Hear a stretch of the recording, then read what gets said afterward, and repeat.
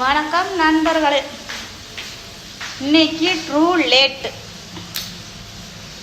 So இன்னைக்கு ஞாயிற்றுக்கிழமைனால ஒரே தூக்கமாப்பா. எந்திரிச்சு பார்த்தா மணி 8:30. அவசர அவசரமாக மோட்டரை மாட்டி தண்ணியை பிடிச்சி துணியெல்லாம் துவைச்சாச்சு. எங்கள் வீட்டில் தோசை இன்னைக்கு தோசையை சுட்டு கொண்டு வந்திருக்கேன். அதை போய் சாப்பிடோம்னா 1 மணி 1:30 அளவுக்கு காஞ்சிரும். அதை தக்காளி சட்னி வச்சுருக்கேன்.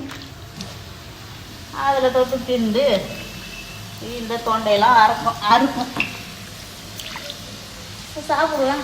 நைட் சாப்பாடு கொஞ்சம் சாதம் இருந்துச்சு. அதை வெங்காயம் பச்சை மிளகா போட்டு தாளித்து கொண்டு வந்தாச்சு.